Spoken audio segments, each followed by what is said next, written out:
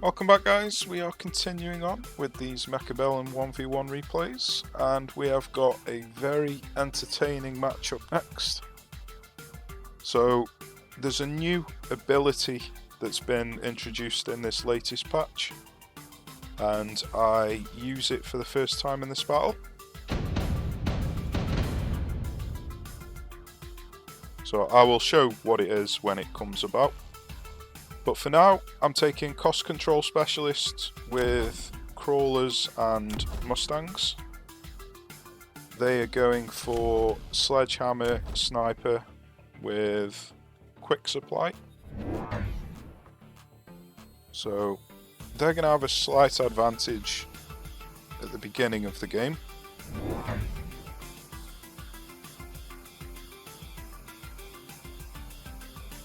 But we'll do our best.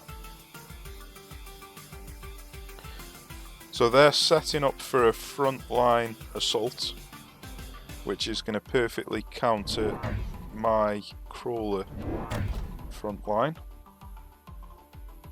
because sledges are the nemesis of crawlers. So this is probably not going to go too well for us at the beginning.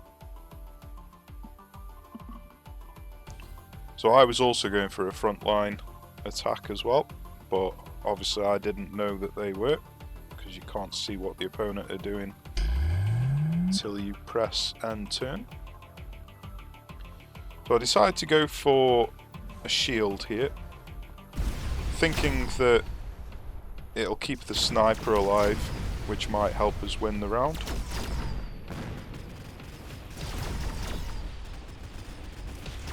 As you can see here, the sniper that was here died almost immediately because he didn't have a shield.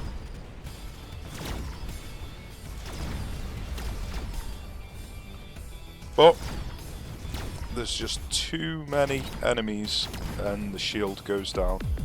So unfortunately, that was a wasted 100 supply, which is a big problem for us. We're already starting on the back foot. So losing another 100 supply is not going to help us at all. So there's a few different options here that are pretty decent. Heavy Mustang gives, wow, increases by 200%, so it's actually 3 times the amount of the original. I thought it was only twice the amount, so that's actually really good. But I decided to go for the level 3 fangs because my idea was to carry on with my giant experimentation on the frontline giants. And fangs are a lot better frontline units than crawlers are, especially against sledgehammers, because crawlers will die far too easy. So I sell one of the crawlers, bring in a couple of level 3 fangs, so hopefully they'll deal quite a bit more damage to the sledges. As you can see straight away, these level 3 fangs are making a huge difference.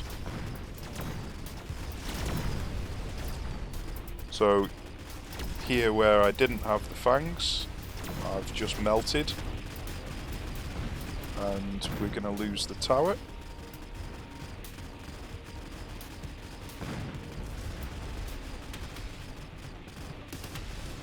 So I definitely need to extend the level 3 fang line over to this side as well, or this tower will just keep falling.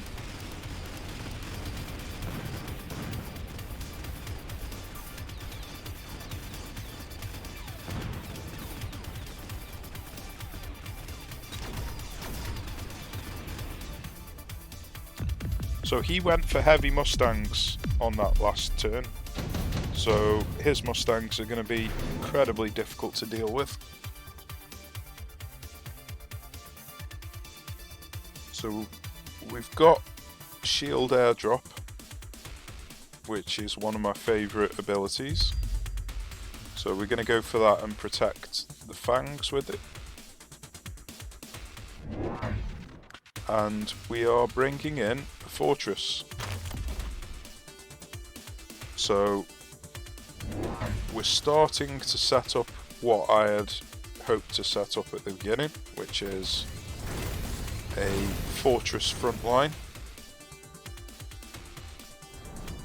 Unfortunately, he's put his Mustangs in an area where my fortress are not going to target the sledges, which is rather annoying, and he's also got the shield airdrop. So this fortress is not going to have a great time. I was hoping to be killing sledges with them, and instead I'm just shooting at a shield. Now they made very short work of the fangs over here. So this area still needs a lot more work doing to it. I've obviously neglected it while trying to set up the right hand side. But even the right hand side is not faring too well. Obviously it doesn't help that the tower got taken out, but even if the tower hadn't been taken out, this right hand side still isn't faring very well.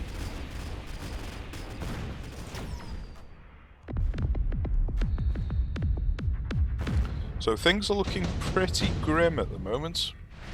So let's see if we can turn it around. So haste module is incredibly good. And improved firepower control is also incredibly good. These are really good items to put on giants. They're also good on sledges as well. Not sledges, storm crawlers. But we're starting to get our left hand side set up as well now. So we've got a fortress on both sides. We've got level 3 fangs here as well. So things should start going a little bit better for us now, hopefully. We've got the shields up, so we don't have to buy any shields. Let's see if I remember to put the haste module on. I did, so I'll put the haste module on this fortress.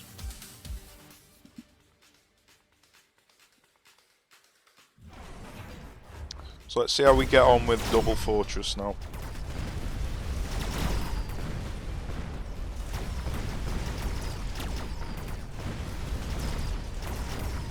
So things are looking a lot better now.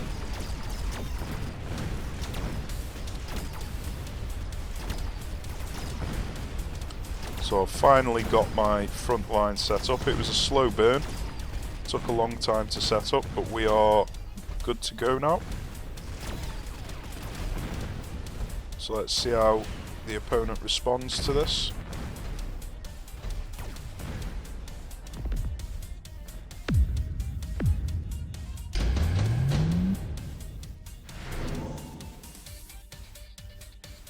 So he's immediately gone for range specialist, which is quite surprising, seeing as we're right in each other's faces. That's why I decided not to go for the range specialist. But he has brought in a melting point, and at this point onwards, this is where things get interesting, and I learn on the fly basically, because this is not a situation that I find myself in very often. So I will soon be getting the new unit tech that I've never used before, the new one to this patch, so I will point it out in the next round. But for now, I'm bringing in a couple more level 3 fangs, just trying to shore up the centre, try to take the burden off the fortresses a bit. I've got Ignite on the fangs to help deal with the sledgehammers.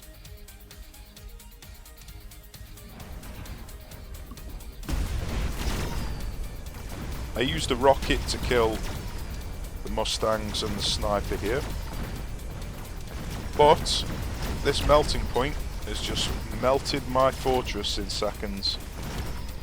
So things are going to be rather difficult to try and combat now.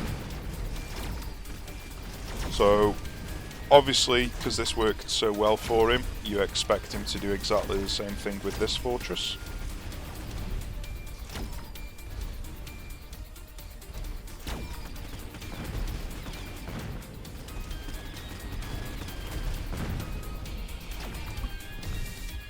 So let's see how the rest of this goes. He took out our tower, unfortunately. He's on the tiniest sliver of health, this sledgehammer is.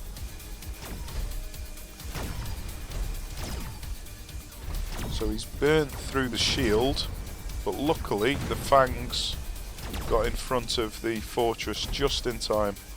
So he's locked onto me now, but we managed to take him out before he burnt through my hit points. So we managed to win the round, but he's going to be putting a melting point in front of this fortress now. So it's going to be very difficult for us to actually counter this now. So I decided to bring in the steel balls and use this new ability, which is heavy target. So basically, when a high HP unit, or the priority given to the highest HP unit in range, basically. So that means that he'll shoot at the melting point if it's in range. So as you can see, the range just covers his foot there. So I assume that I'm in range. Now, because I've never used this ability before, I don't actually know how it works. This is the first time I've seen it in action. And so I'm basically paying attention to see if it does actually target this melting point. So he's bringing in a Rhino Assault at the back, but we have, oh no, we've moved the steel balls. So yeah, he's going to have free reign to take out the towers. He's put the melting point over here to deal with the fortress. I've put steel balls here because I am expecting a melting point over here. So let's see how this works now. So yeah, this one here is targeting the melting point. But as you saw there, they all died immediately. Now, I didn't realise that he would be able to remain targeting the units behind the shield. I thought once it took out the shield it has to retarget again, but clearly it doesn't. Once it's burnt through the shields it retains its momentum. It only has to retarget again if the target is out of range and it has to move. So setting my unit up right close to the front line is actually a detriment to me at the moment, because it means that he doesn't have to retarget after killing the shield. So he's going for barrier, which he's obviously going to be putting on his melting point. So this was another thing that I wanted to test, was if I put 2 shields, does it have to retarget the second shield? And you'll find out that it doesn't. So double shielding against melting points does not help. It'll just burn and remain momentum, and it'll just burn through the second shield in no time. So double shields, don't bother. I've actually got a triple shield here because he's got his own barrier. So I've got a triple shield here, and he's just going to burn through it within seconds. Now unfortunately, because only one of these steel balls is actually within range, we're not doing enough damage to actually take him out quickly. So I'm bringing in some overlords, or at least one overlord, to see if that can help take out the melting point. So I'm going for a double fortress this side, fortress overlord this side, and I've left space behind to see if I can get another fortress in on the next turn. I'm thinking that the fortresses, if the second fortress is out of his range, then that might help take him out, because he'll have to retarget. But I don't actually know what his range is to know if it is going to be out of range or not.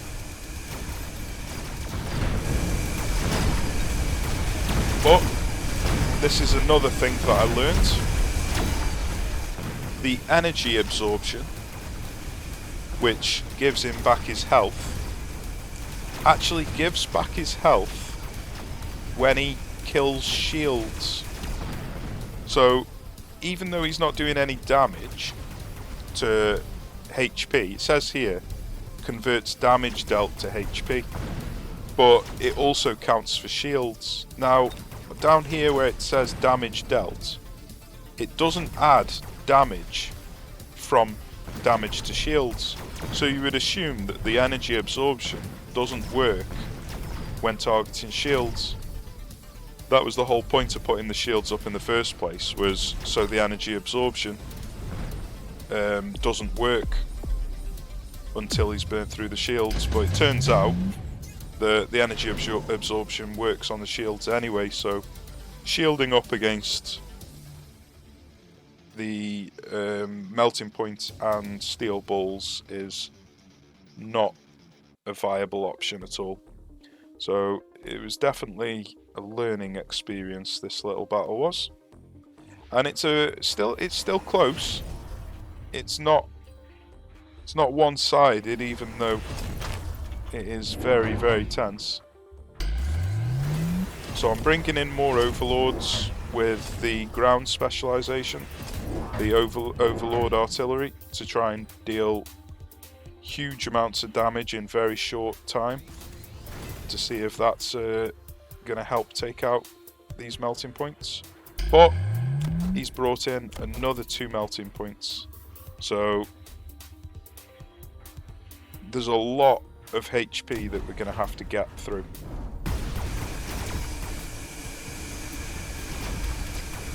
And this overlord is unfortunately getting wrecked.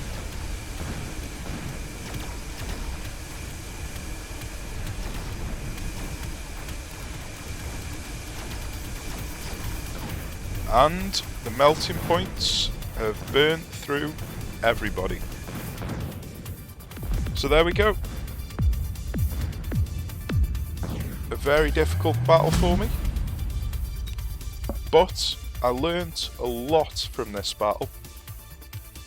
I learnt a lot from it. So yeah, I lost, but it was the best loss that I'd had because I learnt so much from it. Some games you lose and you just get annihilated and you can't understand what happened, what went wrong, and you don't learn anything from it really because you didn't understand why you lost. But I learnt a hell of a lot in this battle, and I then did some practicing in the testing grounds to recreate the situation, and I think I've managed to figure out a system where I can combat this. So rather than putting the fortress right smack at the front, if you just drop it back a tile, then the melting points will target the units in front and not the fortress. So it does have to retarget the fortress once it's burned through the shield. So just moving it back that one tile makes it have to retarget and resets its damage ramp up. And that seems to be the fix to this particular problem that we were facing. And I also tested going for a different ability where they shoot twice at a little bit slower rate of fire, and that was working quite well, but it's an expensive upgrade. So if I can get the job done with steel balls, then that is obviously better than taking an expensive upgrade that is only going to be useful for one thing. So yeah, it was a good battle. Good battle. I enjoyed it. Learned a lot from it. And I hope you enjoyed it too. So join me again in the next one. We shall see what that one holds. So thanks for watching, take care, and I shall see you soon.